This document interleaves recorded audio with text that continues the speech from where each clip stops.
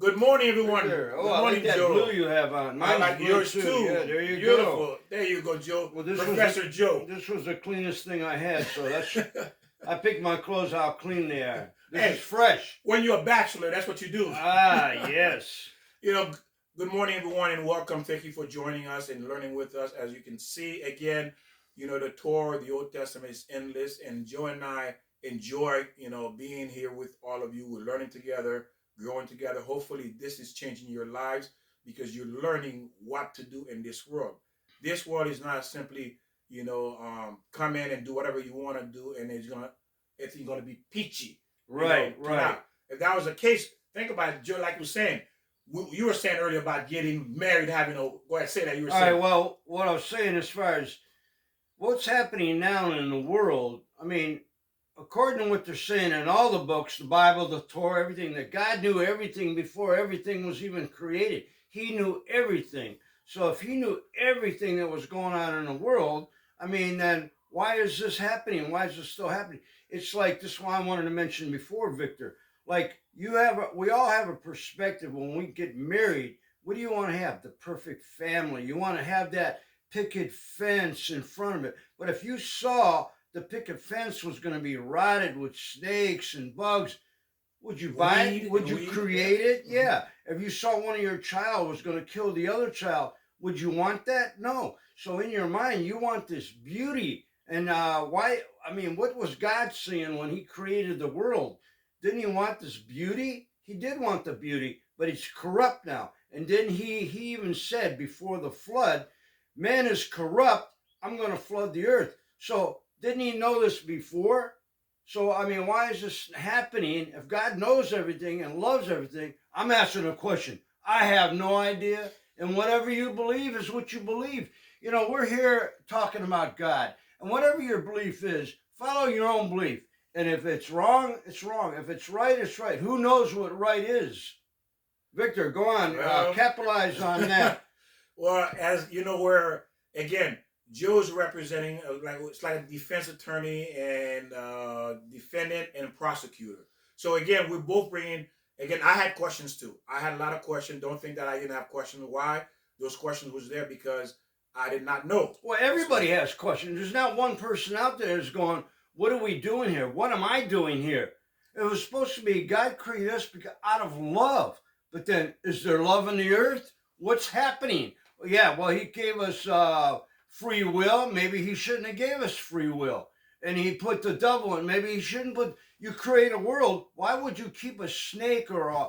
I mean, again, if you're married and you're going to have children, what do? You fix up the room, you paint it, everything is nice. If you see a bug in it, you'll take the bug out of it. This is for your baby's room. But would you leave a snake? Would you leave a serpent in the room? I don't think so. So why did God leave that? Okay, Victor, I mean, you're saying we're here because we have to learn. We have to find the reasons, the mistakes we made. You say we're reincarnated. We're brought back here. And I'm not saying that it's not true because nobody knows what the real answer. When you die, you'll find out the answer. And we can believe, you can have your faith. I know I'm rambling on here, but look at what's happening. Where's God? You know, He flooded the world one time. Well, maybe He's flooding it now because we're having all this chaos with tornadoes and hurricanes. All right, I stopped. Victor. Well, all those things Joe just said leads to one bottom line is lack of information. Yeah, right. Because we have lack of information, right. We're not taught like the Jews. Remember, the Jews have 613 commandments plus the 7 Noah laws, give them 620. So they have endless amount of information. So the world makes sense to them. They understand the way God operates because they have all the information. Well, where's our information? We don't have Why don't we have that information? Why didn't the Jews, the Orthodox Jews, the promised people, why didn't they teach it to us? Maybe they did and we ignored it. I don't know. I don't have the answer and you don't either. And the reason why, again, just in their defense, is that they're trying to save their kind, their people, because they also went off the derrick. They're also doing the wrong thing. So they're trying to recruit them because it says, save your brothers. They are obligated to go out and get their brothers first before they go to the other nation, which is So, us. so you're saying they were prejudiced? They didn't want the other people. It's No, me. there's no. It's about me first. Are you saying that? No, it's not prejudice because okay. they're obligated by law, by God's law, for them to save their brothers. Okay. They're Well, obligated. sure. And of course, Sure. every single one of us cannot go upstairs and say, oh, we did not know. Well, God's going to say, well, you wanted to know how to drive. You found out how to drive. You wanted to get your hair done the best hair. You want to look forward to find where the best hair. You wanted the best house, the best loan, the best interest rate, the best credit card. You search for all those to get the best. And you're right. You got to find the truth. You didn't got to choose find the truth. Exactly. But this one area, you chose not to look for me. You choose not to look for the truth. So don't come upstairs and gonna use that because that excuse not gonna fly. Well, whose fault is that? It's our parents. We're not teaching, and that's exactly what our format is about. Is that nobody's teaching? I mean, even me, when I went to church in my day, I mean, we'd go to church and come home. There was no teaching. My parents never said, okay, what did we learn today in church? There was no teaching. And that's the thing. Did our parents, again, our parents falter on that area? Why they falter, I don't know. But again, they were supposed to teach us because that's the way it works. Remember, God taught Moses, and Moses went down and taught a couple of other people, and then they went and taught others and others and others. That's the thing, the transmission.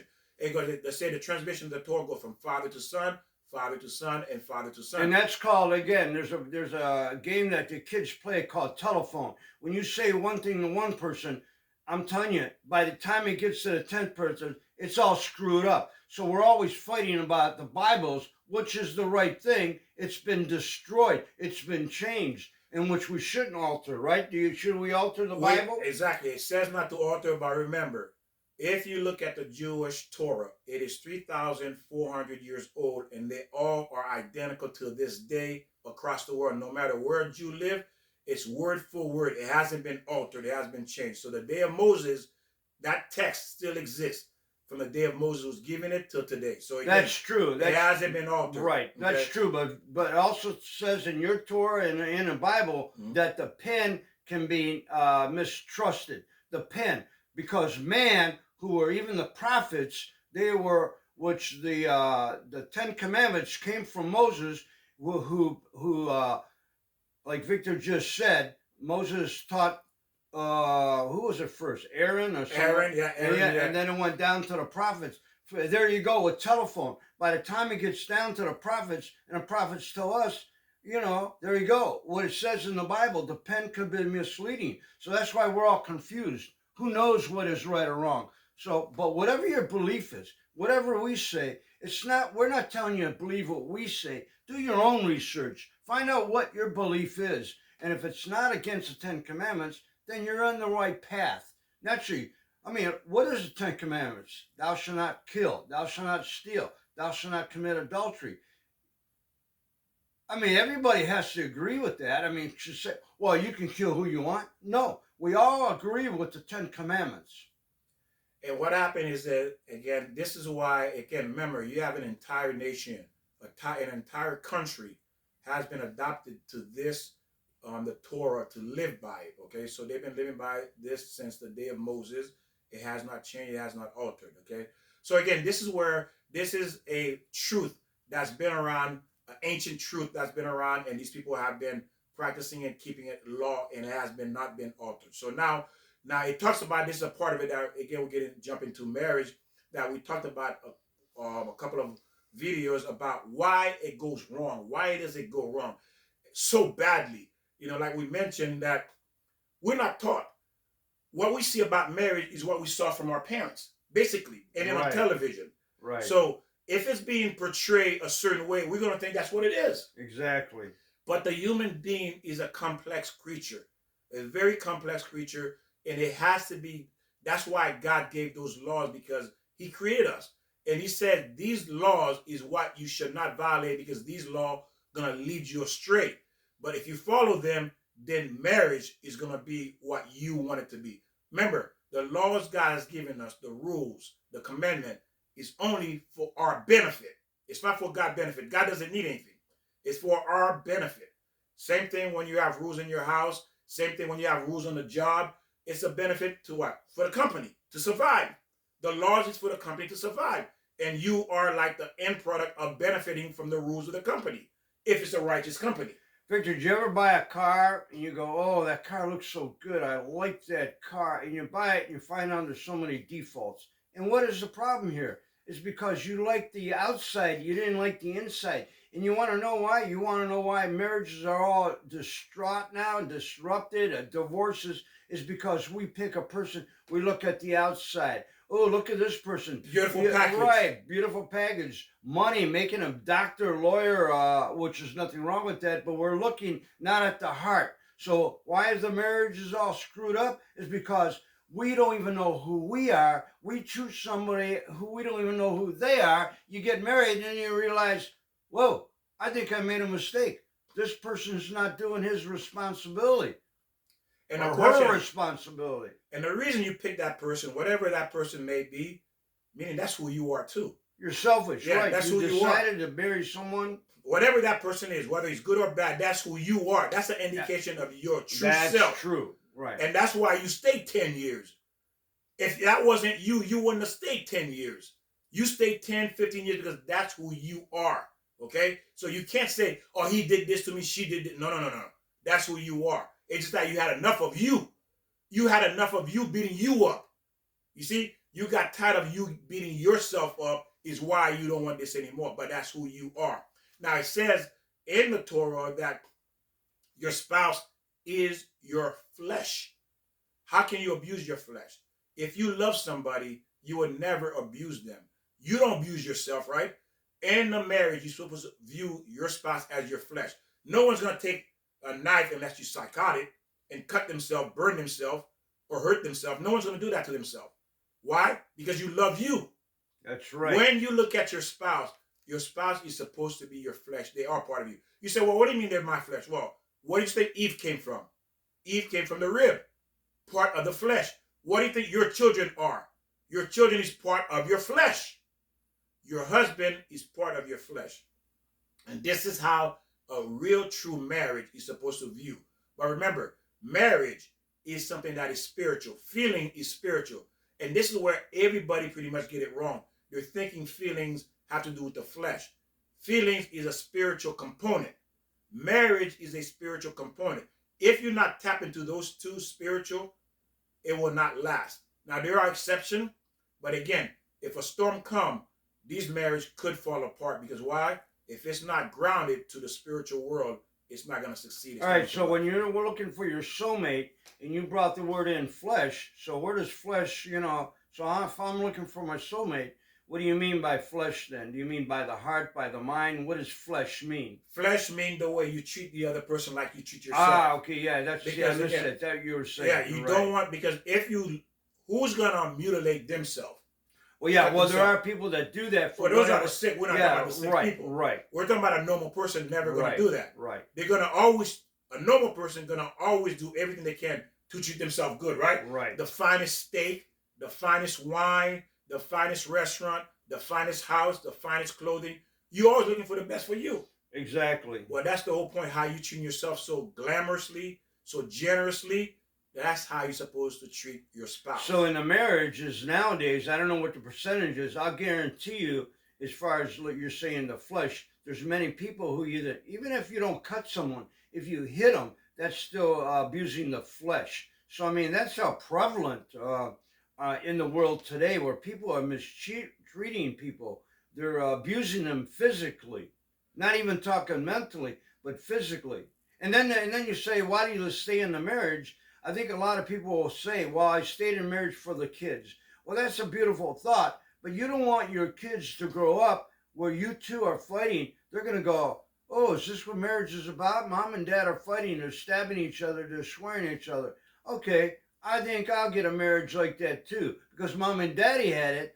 We have to be example to our kids. If the marriage isn't working, you got to try to make it work or get out. Yes. It's no good for you or anyone else. Get out. And if you're afraid because you don't have the money, you don't have the education, you don't have the job to support you, well, you've got to figure that out, how you're going to do that. But you can't stay in a marriage that's abusive. If it's drugs, if it's whatever it is, you can't stay in a marriage that's abusive. And the Torah says that for you. That's why God allowed divorce, because he says you're going to do things because you're selfish or you wicked or you evil is why you enter this marriage with this person, because you want something or you like them. And now you discover this person is like me, abusing me because, well, I picked them or I picked her. So now God says, I'm giving you a way out and I want you to get out of it. Because why? You are desecrating the word marriage, because that's not what marriage is. So when you in a marriage that is abusive, you are desecrating God marriage. And even abusive doesn't necessarily mean physical. Abusive could be mental. I know people are abusive mentally. There's either no talking or there's whatever it is. It doesn't necessarily mean abusive physically. It could be mentally, emotionally. So you can't live like that. How many years can you live? Like 1, 2, 10, 15 till the kids grow If up? you stay like that because you like it, that's because you like it. Don't lie to yourself. You like it. You staying for it. You have a hidden agenda. You like it. That's why you stay 10 years in this. That's probably part of it, right? And also you got to remember again, when you stay in that kind of marriage, you're telling the world this is what marriage is in God's eyes. He's beating the heck out of me, abusing me. That's what it's supposed to be like. That's not God marriage. You are desecrating God name and God creation, which is marriage. That is not God. That's you. 100% you. And that's why God allowed those who have common sense, decency, who are may have been fooled. And now God says, get out. But the evil one gonna stay. They're gonna claim they're doing it good. No, you're not doing. That's not good. That's you. You got an evil in you. Accept it. What I'm telling you. You have an evil in you. That's why you stand. Because if you were really good, you would have ran. You would have ran if you were really good. So don't lie and deceive and say, oh, I'm staying because no. You're staying because that's what you want. That's what you like. Victor, yeah, I agree with you. That's true. But I think some people are caught in a vice, which There are means exceptions. that, you know, if you're a woman who has no education or no career and you have 4 children and those children, you think about that. And I know women or men, you're going to sacrifice yourself to take care of your kids. So, you know, let's not beat up everybody, woman, Well, again, and then say that they love it. Mhm. They may not love it, but they take it because they love their children and they take that abuse. But they said, unless, well, again, you had years you've been with this person before you had those many children. You knew this was coming. right, yeah. This didn't happen overnight. Yeah, you see it. Yeah, right. you saw it, Right. but you put up with it. You stayed and put up with it. And then what? Not only that, you had more kids on top of that. Right. So again, why? Because that's what you wanted. Unless But- they're duped. Don't forget, we talked about Well, dupe. even if you got duped within a year, you realize you Well, got no, duped. you're exactly Within right. the first year, you know right. you duped. Right. Within the first 6 months, Right. you know you duped. Right. You know you duped. Right. Because the Torah said a woman has tremendous amount of wisdom. It says even the first day after marriage, I mean the first hour, she can tell the guy's no good. Right. And not only that, let's not like, why you pick him, not the other guys? Oh no, Joe, he's too nice, Joe. Yeah, right. He's right, too right. nice. Yeah, What do you mean yeah, he's too yeah, nice? yeah. You don't know him. Right, No, exactly. I can tell, Joe. Uh-huh. What do you mean you can tell? You never talk. No, look at him. Look at him, Joe. Look at him. What do you mean look at him? I Right. can't see anything. So in other words, they marry the bad boy. There you go. You Right. know. You Because want you that say it. excitement. You want that drugs. You want that You alcohol. say that to you want that yourself. abuse. We all do that because you want that. Because you know he's not exciting enough. He's not this. He's not that. So you went in with that. Well, you got what you paid for. Right. And you stayed because that's what you wanted. Look what Adam did. How long did Adam stay with his wife who went with the snake and abused the snake, or got abused by the snake? Adam stayed with. Where was God at the time? And now God go, oh, too bad, Adam. You know I pulled that rib out of you, but it's your fault now. You should have made better choices. So you add that into it. Now it's all confusing, isn't it? And now, again, as I said too, because in today's world, no woman can really say they can't get out of marriage. Because why? The court system favors the woman. Uh-huh. The court system favors the woman. The court system gives the woman the house, the kids, the money, everything. The man is thrown out. Whatever happens to him, happened to him. The court system favors the woman when it comes to divorce. Well, they Not deserve it, probably. not- Probably the man deserves it. Don't forget, when you get married, you're the one normally who's the one who goes out and works. So when all of a sudden you got to take, it's not about the wife, it's about the kids. So if you get divorced, you got to still have responsibility for those kids. It's not about giving money to the wife and all this. It's because she's now raising the kids, and that's still your responsibility. And men don't see that. They go, oh, I'm getting ripped off. Well, sure you better. If you're going to commit adultery, you better get ripped off. And I agree. if you don't commit adultery to destroy, and by the way, ladies, if a husband committed adultery, you're not allowed to stay either. I mean, you could stay if you choose to, but it's not recommended to stay, because how can you be happy with a man who desecrated something spiritually, desecrated marriage, and then have insulted you in the worst possible way, betrayed beyond words. That's disgusting. And it is disgusting. But again, at the same time, we all have our obligation, our responsibility. We talked about that already in previous videos. You can go back and look at them. So we all have our responsibility. But again, what we're talking about is when you're entering this and what you need to look for and why you stay in it. Don't fool yourself, because I notice that in general, women like to blame, say, oh, he did this, he did this, he. Well, what about you? Why are you not looking at you? You stayed. Right. You did. You're part of the crime. Right. You know, it's like, oh, he committed the crime. It wasn't me. Well, you went along with the ride. Takes two to tango. Did you going along with the ride? Did you ever hear I that robbed the bank. I robbed the bank. Right. I'm in a car with you. Right. Accomplice. What? Accomplice. There you go. There you go, Joe. You are an accomplice. So don't put your finger and say he. You are also an accomplice. 100% guilty. You're 100% guilty. But again, as I said, there are exceptions. Wake up, ladies and gentlemen. Do not think and point fingers at people. You are also accountable, because you had a part of this as well. You could have left. God gave permission to divorce. You know it. You hear people divorcing all the time. You know the women getting this. And of course, like Joe said, responsibility. We all have our responsibility. So let's continue. But again, it's something that is the truth. That's the reality. And the bottom line is, how do you fix it? Well, we have to go with God. I mean, whatever God is, I mean, there's rules. Like we keep on talking about rules. Any kind of program you get into, your work program, if you're in sports, there's always rules. You got to follow the rules or you lose the game. Are you following the rules of God? No. You know why? Because you're going to be losing the game if you don't follow. And what is the game? Maybe the marriage. What's your children? We got to understand what the heck we're doing here. And now, and buy a gun and kill your wife. Buy a gun and kill your kids. That's what's happening. Why don't you do like everybody else does? Everybody's killing everybody. Go into the school and shoot up everybody. There we go. The chaos of in the Bible. What's underneath the what? Not revolution. What's it called? Revelations. Oh yeah, what is that end day is going to look like? Yeah, I mean, Again, then one more comment again. If it's in the Bible, how old is the Bible? 4,000 years old? It's even older than that, because didn't God create the Torah and the Bible before Earth was born? So he knew about the revelations. He knew about the chaos, but he let it happen.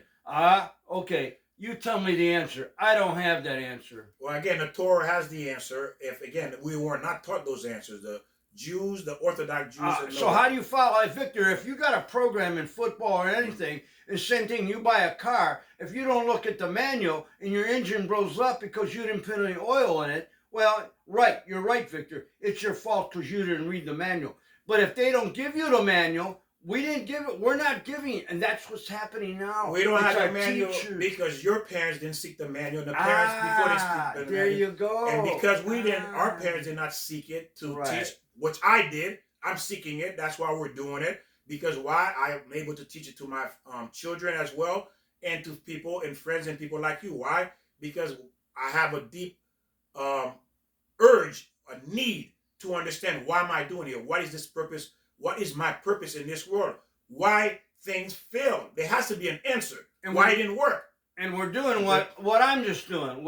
I'm blaming. I'm blaming the Jews. I'm blaming God. I'm blaming. But you got to take that blame into your own hands. What is going on? And try to do the right thing. Try to find the right answers. If it's through the Bible, through God, or whoever you want to. We got to find out what's going on. There's only one truth. There's no other truth. There's only one truth, which is God. That's it. Whether you like it or not, that's the way.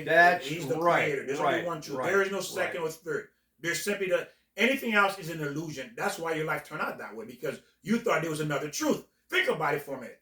If you went and did things your way, it didn't work out.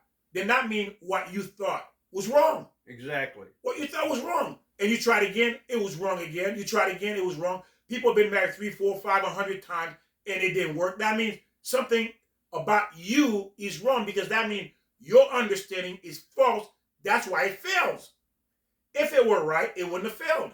That means you are operating by the wrong ideology. That's why, by the wrong knowledge, by the wrong wisdom, is why it fails. Okay. And what happened in a situation when the little kid kicked the ball in a neighbor's yard? That neighbor comes out and starts shooting anybody. What is that? Well, here we go. Buy a gun. Gun will solve everything. I mean, what was that about? A ball goes into your yard and a neighbor comes out shooting? I mean, isn't that insane? We're all insane here. Well, not all of us. There's a lot of beautiful people. And I know people watching here, you're with God, you love God, it's beautiful. Stay with that program. And we're actually trying to reach people who are chaotic, who don't understand. Go ahead and buy a gun. Sure. It's a gun's to protect myself. Right. Let your child find that gun and shoot everybody or himself. Go ahead, buy a gun. I mean, I'm not against guns or for guns or whatever, but there's something not going right here. We're giving guns to everybody. Well, I'm getting out of hand here. Victor, go on. So again, we're talking about more issues, and the reason why this has falling apart is because we decide to do things our way.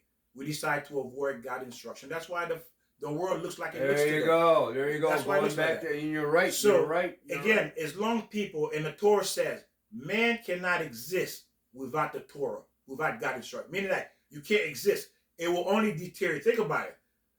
Thousands of years ago, the world wasn't like this. But look how the world looked at it. Why? Because man moved further and further away from God. And the further you move away from God, the more chaotic it's going to look, the more crazy chaos going to be, and danger and threat. And people today simply live in fear. Victor, you're totally right about that. But don't forget, God flooded the earth because it was wicked.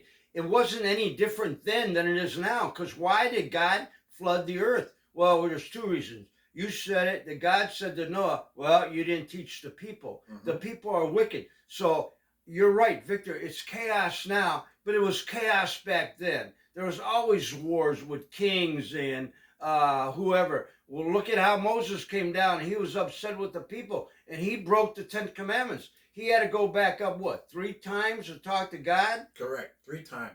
And again, remember, this is what the Torah is teaching us, what happened when we move away from God, what God does as a punishment.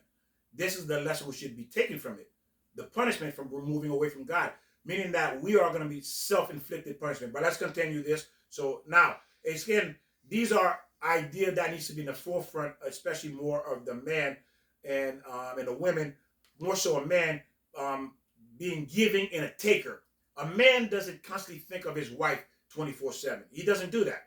And that's one of the biggest issues for a man, to always keep his mind on his wife. This is my other half. This is my flesh. This is my other part. If a man had the ability, and they can, if they are good and they're learning and they're practicing that, your marriage will be transformed beyond your imagination. Because why? If you decide to treat your wife like your own flesh, guess what? A lot of problem that the woman's having today in a marriage or in a marriage will not exist. Because why? It will simply just disappear.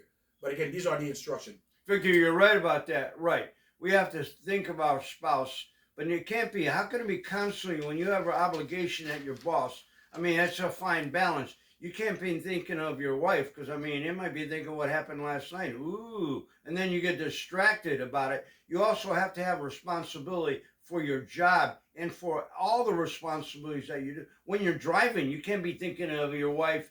I mean, she should be in your heart. Definitely your spouse, not man or woman. The spouse should be in the heart.